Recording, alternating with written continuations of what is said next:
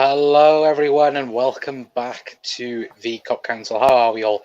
Hopefully, all of you are having a fantastic day from wherever you are around the world. And welcome back to yet another match preview show for you guys. Yes, the games are coming thick and fast now. It is, I think, 3 games per week now until the World Cup starts. So, of course, it will be literally Friday, Tuesday, Wednesday, Friday, Tuesday, Wednesday for match preview shows from now until the World Cup anyway. I think a bit afterwards as well, to be fair. But as you can see, I am joined by our by the Tech Out Football channel for our Newcastle preview. You can tell my mind's all over the place today. I am trying to be fair, there's just been some news as well about I think Barella as well just scored, and I thought something transfer wise, but it doesn't matter. We're not going to be talking much about transfers today anyway. But Doug, how are you, my friend? Yeah, I'm good, mate. Thank you very much for having me. And it's been a strange day. Let me just say that it's been a very strange day. But I hope you're well anyway. Doing fantastic, thank you. Talio All Bean says Gary. Doug was in here earlier as well, and then Talio, Doug as well. Anyway, but we will talk not transfers, not Liverpool, Newcastle related at the moment. We will talk, of course, about the first Premier League sacking of the season. Yes, Scott Parker. Not random, of course. I think pretty much everyone had him to be potentially gone by the end of the season. But 4 games into the season, they have finally, the Bournemouth board have pulled the trigger and have sacked him, after, tough games against Manchester City, Arsenal, and of course the 9-0 defeat to Liverpool. Doug, were you, like myself, very shocked the fact that, they've been so trigger happy into, practically going, okay, you've lost 9-0. And for me, and I don't think necessarily it's about results, this. I think it's more on, Scott Parker, rightfully coming out and saying, look, I haven't had the recruitment I've wanted throughout the summer, and openly criticised Bournemouth after the Liverpool game. But what's your overall reaction? And, are you in the same boat as me that, he has been sacked because of his comments, or do you think it is because of the lack of performance on the pitch? I was shocked. I was absolutely shocked. I literally got into work about 8:30 this morning, and I didn't start until 9 o'clock, and then all of a sudden, I see this thing from the Cop on group chat, WhatsApp group chat, and then someone has said we've sacked the Bournemouth manager. I was like, what? I couldn't believe it. I could not believe it. What were they expecting? You beat Villa. Fantastic. You were fantastic against Villa. I watched you against Villa on the 1892 Reds football show. You were fantastic against Villa. Man City, okay, it was 4-0, but, you were in the game. You were in the game. Arsenal, okay, you were in that game as well. Yes, 9-0 against Liverpool is embarrassing, let's just be honest. But, 4 games into the season, it's not the quickest sacking because obviously I think Frank de Boer is the quickest Premier League sacking, I think, at the moment. So it's very sad, but I kind of understand why he's been sacked. I think it's more the speaking out of turn. And I don't think he's kind of let his... well, he's obviously been very, very honest about obviously the situation at Bournemouth, but I think there's ways of speaking and there's ways of sort of speaking out, and I think he may have just said 1 or 2 words. I mean, I think the statement had said we need belief and respect in one another, so I kind of got it there. So I was. To be honest, I was worried for him at the weekend anyway, especially that press conference that he did. I was a little bit concerned that maybe something was going to happen, but I did not expect the sack, and I'll be honest with you. Yeah, 100%. I think, for me, obviously the news this morning, and then listening back to what Scott Parker had to say after the Liverpool game, where he said that, look, I expect more days of this, losing pretty heavily as well. And I think that was a massive red flag, especially to the Bournemouth owners, to go, or the chairman or whoever decides that fate anyway of him getting sacked. I don't want to really stick on this topic because look, I don't like managers getting sacked and so on. I can see Gary mentioning more to come in terms of Premier League sacking potentially over the next couple of weeks. Of course, Frank Lampard and Steven Gerrard have been massively linked, and Brendan Rodgers. They were all pretty much favourite to be sacked before Scott Parker anyway. But Doug, who do you think might come in the door at Bournemouth? Because I think it's a very tough, a very tough job to do. Seen plenty of people mention the likes of Sean Dyche obviously is the favourite at the moment. John Terry I think is the second favourite at the minute as well. But who do you think might come in and take the job? I think if you want someone to keep you up, I think is definitely for me Sean Dyche. It has to be. I don't think there's anything about obviously like bringing like a Sam Allardyce, obviously an Alan Pardew or someone like that. Sean Dyche, I think, is the favourite, and rightly so. I think he deserves another crack at Premier League football. I think the way he kind of left Burnley was very, very shocking last season as well. I don't think we expected him to get sacked by Burnley, but I think he deserves another crack.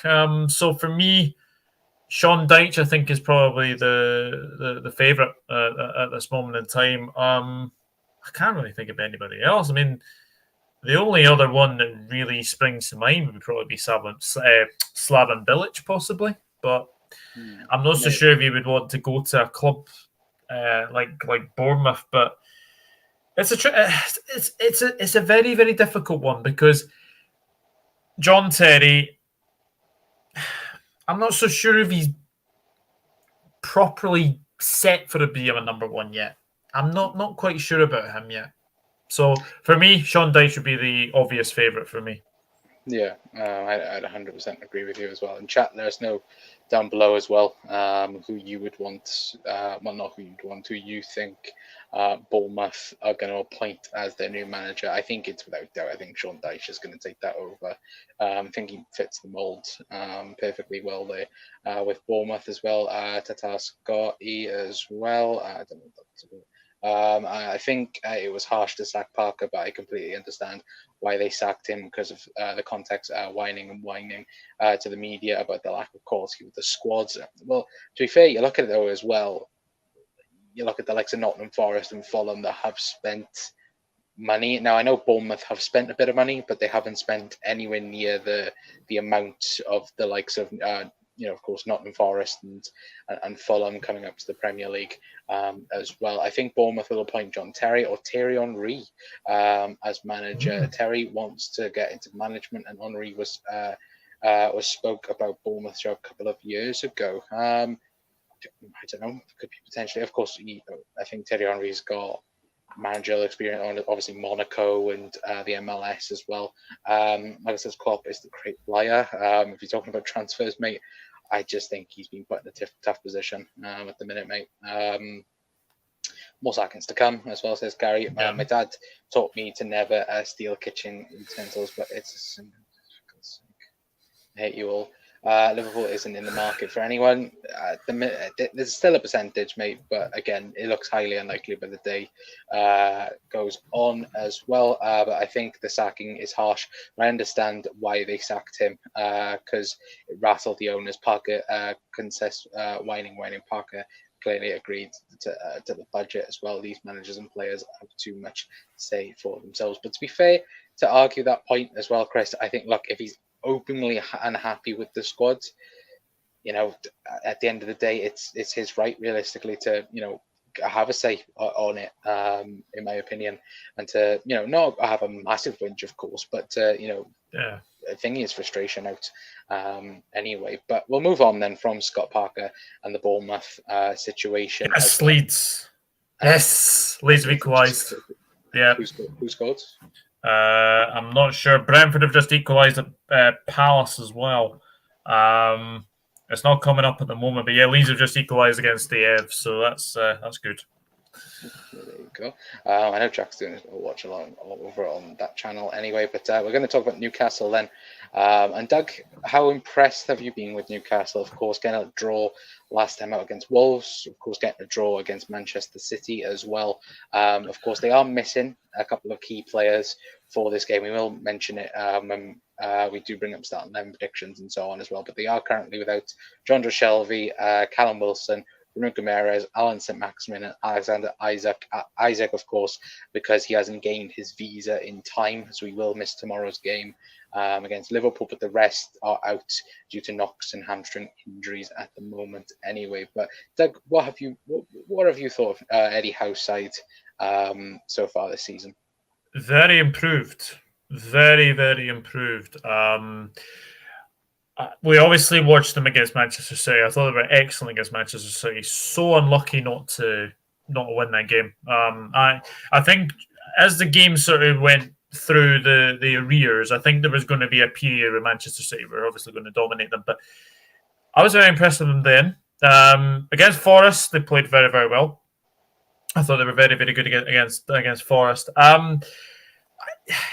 Yes, I know they've only got one win so far this season. I think it's one win so far this season, but they have been very, very well improved. They are very good defensively as well. Obviously, they've got Scher, they've got Botman, even Dan Burn seems to be playing well as well, and obviously Kieran Trippier definitely improves. My only concern with them really is their midfield. I don't think their midfield is as good as last season anyway. And especially, missing Bruno Guimaraes, I think he is a big, big miss. I think he's probably probably their best player in midfield. And then obviously, John Shelvey loves a goal against us as well. He's missing. I'm not so keen on Sean Longstaff, I'll be honest. I don't think he's that great. As well. But, obviously they've got Miguel Almiron, who had a very good pre-season with Newcastle. I think he scored 9 goals and had 5 assists or something like that. It was something mental like that. How many times have we had a pre-season player that just scores plenty of goals and then has been absolutely dog crap for Liverpool Football Club? But yeah, no, I get where you're coming from. I think, just taking a quick look, and I'll show all of the chat as well. This is FootMob starting prediction for Newcastle tomorrow. Let me make that big screen for you guys. Anyway, of course, like we mentioned, no St. Maximin, no Bruno Guimaraes as well, of course, due to injury, but of course Nick Pope as well. I think he's been fantastic for Newcastle. Sven Botman as well, obviously. And of course, Joe Linton in the midfield with Chris Wood up front as well. So I think pretty much it's going to be very direct tomorrow from Newcastle, because of course Kieran Trippier as well. He is in the thumbnail. I did make the thumbnail on Monday morning, and by the looks of it, he is also out with a hamstring problem at the minute anyway. Oh, that's a big blow for them. Who's going to come in then? Manquillo? Let me double check on that with. So it says doubtful hamstring problem. So potentially Kieran Trippier could be out. And it says that Kieran Murphy? Or Murphy? Jacob Murphy. Jacob Murphy, yeah. Jacob Murphy will play right wing back for him. So don't know. But apart from, when you look at it, they don't really have much options there at the minute. But again, you look at it at the minute, obviously, and I mentioned this on Jack's show yesterday, for me, one player in particular that I think has been, impressive, not impressive, but I think has done very well in changing everyone's mind about him is Joe Linton. Yes. I think, obviously Eddie Howe has done wonders to actually get him to play football. Of course, you watch him and of course, Steve Bruce, Jesus Christ, that was horrible to watch. But yeah, to be fair to Eddie Howe, he's completely changed the way he is perceived, and now he's one of one of the box-to-box midfielders in the Premier League. And obviously, when Bruno Guimaraes is next to him, he plays 10 times better. But I remember last year watching a game in Newcastle, and he started striker, played left wing, got 2 goals, and then went DM for the rest of the game, which, massively just reminds me of James Milner. He can just literally play all over the pitch. But yeah, for me, Joe Linton, obviously, St. Maximin would be the guy to watch if he was available. not tomorrow anyway. But Doug, for you, who's the guy that's available anyway? Because obviously Tim Maximin, Alexander Isaac as well would have liked him to see him tomorrow against Liverpool. But who's the person for you that you're most the one to watch then? I should say for Newcastle. I mean, I think we have to mention Nick Pope because he always has a blinder against us. Every single time he goes to Anfield, he always has a blinder against us, and I expect that to be the same tomorrow. But Fabian Schär's actually been very good recently. You could argue he could have been sent off against Wolves. That was a bit of a bad challenge that he put in on Neto. Obviously, Ruben Neves wasn't too happy about that. But Schär, I think he's been very, very... he's not been spectacular, but he's been solid. I think that's what you'd have to say. Joe Linton as well, I think he's very, very good. Almiron, I think he is improving. And obviously, he is missing tomorrow, but obviously, so Maximan is. That goal at Wolves was just stunning. It's just like, yes, it's a very bad clearance from Hwang Hee-chan, but he still has to finish it. It's a fantastic volley from him. Chris Wood. To be honest, Chris Wood, I think, is only there because Burnley went down. I think that's the only reason why Newcastle brought Chris Wood. Anyway, but yeah, Joe Linton, Almiron, Schär, and I think Pope are definitely the ones that have definitely impressed me this season. No, 100%. I agree with you on that. With the players out for Newcastle, I expect us to win tomorrow, absolutely. And I agree with you, Doug, on the Chris Wood situation as well. I think, to be awfully honest with you, if they could get João Pedro in as well, I think Chris Wood would be gone from Newcastle. Oh, aye. Yeah, that's what, it wouldn't surprise me if Burnley just bought him back for 10 million quid or something like that. Eddie Howe done a good job so far at Newcastle. Howe has improved as a manager, finally knowing how to defend. He is the long-term answer when Newcastle eventually get into Europe. I'm not sure about that as well. Get Jose Mourinho in for a season or two. To be honest with you, I think that's the overall dream at the minute for Newcastle fans. He do a good job at Roma. This season and maybe next season, and the season after that, then they might get Jose Mourinho in the door anyway. But we'll talk then about Liverpool anyway. And of course, Jurgen Klopp speaking today in the press conference and mentioning injuries as well for Liverpool.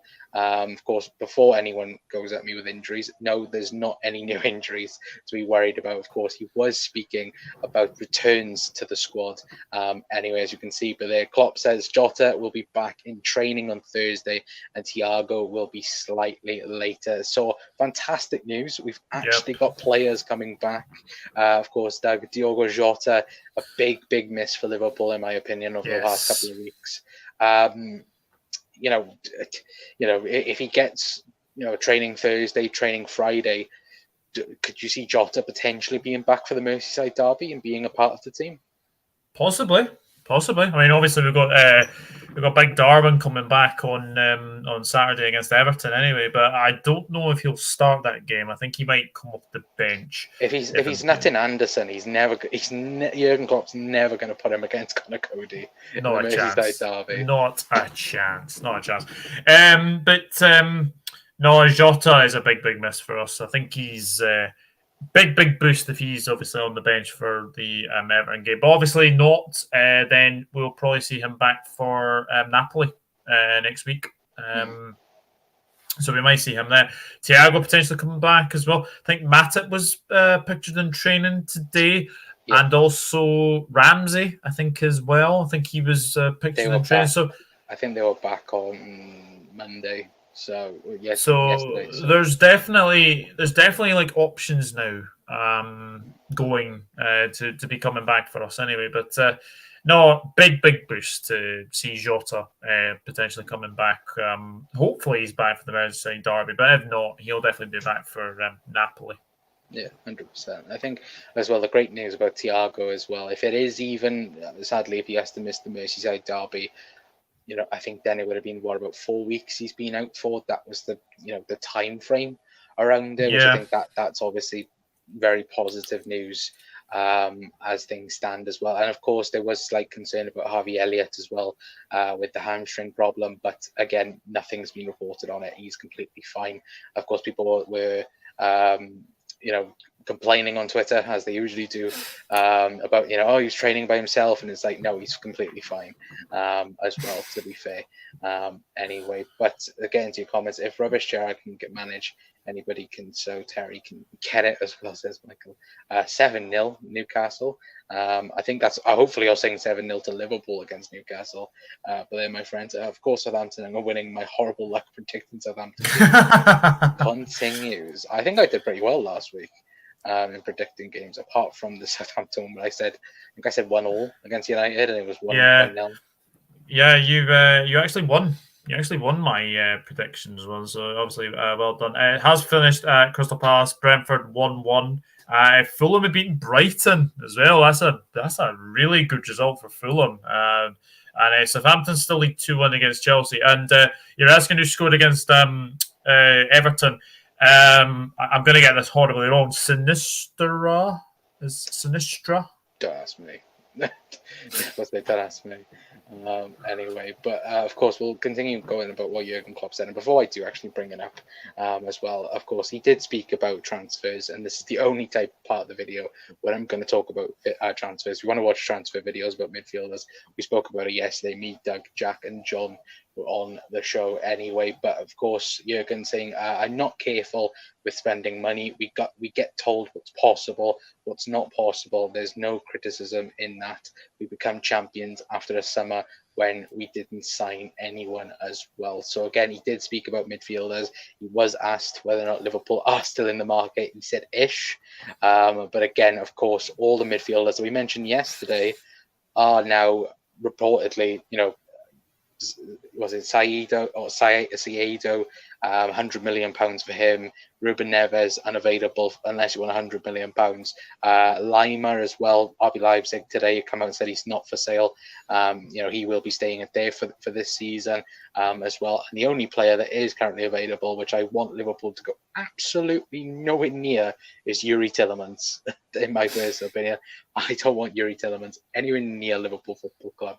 Anyway, but Jurgen Klopp did say that they are still looking, but again, I do think it is highly unlikely Liverpool make any transfer business happen before the end of the window. Anyway, but guys in the chat as well, get your start 11 predictions in the chat as well. It's only going to be a half an hour preview tonight anyway, because I have to head off in a little bit. Anyway, because I have to quickly mend something that's broken downstairs. So again, I forgot to do it earlier on. I was meant to tighten up a bolt, and I've completely forgotten about it until now. Anyway, and if I don't fix it, I'm going to be in trouble. Anyway, but guys, get your starting 11 predictions in the chat down below. Anyway, but Doug, what would be your starting 11 to face Newcastle? Would you go same team, or do you think there might be one or two changes? Maybe looking a little bit ahead to the Merseyside derby, or do you think that it will be the same team? Well, I did say on Twitter earlier, why change a winning team? So I would probably go exactly the same. However, I could probably see Costas come in for Robbo, and maybe Carvalho for Elliott, maybe. And then I think they'll be the same. Well, to be fair, let me quickly get that down. I've got the same as the Bournemouth win, of course. Alisson, Trent, Gomez, Virgil, Robbo, Fabinho, Henderson, Elliott, Salah, Bobby, and Luis Diaz as well. And I think the interesting thing as well, Doug, as you mentioned, Kostas Tsimikas. For me, even the Bournemouth game, I think he deserved to play and deserved to start 100%. And I think that for me, that would be the only change, because I think if the game goes wrong, you've got 5 substitutions to change things around if you need to.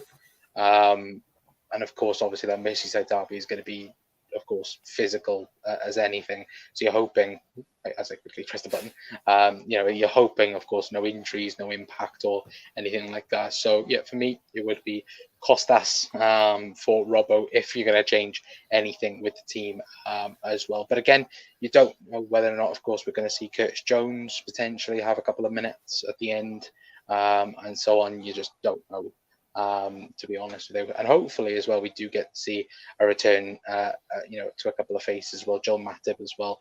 Hopefully get to see anyway. But going on to score predictions then. I think plenty of people will have different views and opinions. Of course, I know plenty of people on Twitter have gone, oh yeah, if we scored 9, we can score 7 or something like that. And yeah, that's not going to happen against Newcastle. It's a much more difficult opponents on the week. I keep thinking it's a weekend game, midweek game. Anyway, but Doug, what have you gone for tomorrow?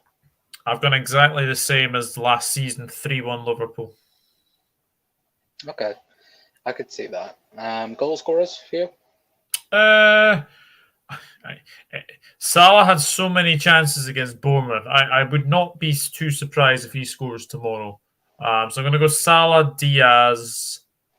I'm going to go for Carvalho again, actually. And Newcastle, we'll go for the big Brazilian boy, Joe Linton. Really hoping that you say Chris Wood. For some reason. Anyway, if we take a quick look anyway at the last couple of results between Liverpool and Newcastle, of course, the last time Liverpool got a clean sheet before the Bournemouth game, of course, was the 1-0 win, of course, thanks to Naby Keita's goal at St James's Park, of course, the 3-1 win at Anfield, and of course, in that miserable season that we like to forget about. Of course, the 1-1 draw and of course a 0-0 draw as well in that season as well. But for me, I'm going to go what I predicted in the Bournemouth game, and I'm going to go 2-0 Liverpool. I think a clean sheet again is a must, especially with the Merseyside derby on the weekend as well. I'm going to go for Mohamed Salah, hopefully to score. If he doesn't, I'm going to be annoyed because he is my captain for Fantasy League, and he did cost me. As well. Yeah, I was almost going to triple captain him against Bournemouth, and I chose not to, and I'm happy now that I didn't. I wish I could triple captain Erling Haaland now instead. Anyway, but of course, I think it will be Mo Salah. I think Luis Diaz as well is going to continue his goal scoring form for the Reds as well and get 3 goals out of the last 5 games as well. Anyway, but let's get to your comments before we do head off. Anyway, Chris, typical going on about Naby in the comments. Pick up the gang. You never walk alone. Hello, Ravi. Hope you're having a fantastic day, my friend. Hopefully, Nunes has learned how to not get sent off lessons. I think he would have learned massively, and I think watching a couple of the training videos as well, he has massively been around James Milner and Andy Robertson the last couple of weeks as well. So again, you hope them to have nailed it into do not headbutt people, whatever you freaking do. As well, it would be amazing if Darwin Núñez started the Merseyside derby, and I think look, he could 100% start the derby if Jurgen Klopp thinks he's ready. And again, but if Bobby Firmino showed the form like he did on the weekend, it's going to be very hard to move Bobby out of that team as well. And of course, the added addition of Diogo Jota as well. Anyway, but Chris has gone 3-0 Liverpool. Salah hat-trick. Salah is hungry. He didn't score against Bournemouth. Hopefully, Chris, will be correct. And I forgot Keita played and scored in that 1-0. Yeah, I think the only first team players I think we played was Matip, Robbo, Virgil and Ali, I think. All the rest was mixed in that. So yeah, again, of course, that was when, of course, we were trying to mix things up for the end of the season, and of course, keep everyone fresh for the Champions League final. Anyway, but we're going to end it there, guys. Anyway, big thank you to every single one of you for tonight's preview show. Anyway, and a big thank you to Doug as well for coming on.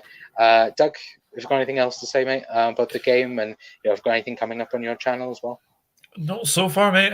To be honest, I'm looking forward to the game tomorrow, obviously. I was on Newcastle channel earlier, and they... it's funny that you actually said that you were very, very close to triple captain Salah. There was a Newcastle fan that actually triple captain Salah for the game against Bournemouth and only got 9 points. So, yeah. I had to say I felt a little bit sorry for him as well, but no, these midweek games are going to come thick and fast. So loads of football coming ahead, and lots of things are coming on the channel very, very soon. I do have a Champions League stream on Sunday, I think. So just previewing obviously match day 1 as well. So looking forward to that. An absolute pleasure, my friend, as well. If there is any mods in the chat, please leave Doug's link in the comment section down below as well. Of course, we'll be live tomorrow straight after the game with our post-match reaction to hopefully Liverpool getting another 3 points on the board anyway. But of course, as Doug said, games are coming thick and fast. Like I did say, there is going to be probably a match preview show, of course, every Friday, Tuesday, Friday, Tuesday, Wednesday coming up over the next few weeks anyway. And of course, hopefully we'll have a transfer deadline stream on Thursday anyway. Hopefully Liverpool do something out of the blue, or something else might happen anyway. But we will be live for maybe at least an hour talking about transfers, maybe on Thursday, of course, because that is then that's it. We can finally stop talking about it until, of course, Paul Joyce tweets that Liverpool have completed the deal with Jude Bellingham for next summer. And then, of course, we'll talk about that a bit more anyway. But, guys, hopefully all of you have a fantastic rest of your Tuesday evening anyway. If you haven't already, please feel free to leave a like. Please hit that subscribe button as well. And don't forget to hit the notification bell as well to remind yourselves when we go live or post a video anyway. But until next time, guys, that's going to be it from me. I've been Connor from the Cop Council. See you all then. Ta-ra.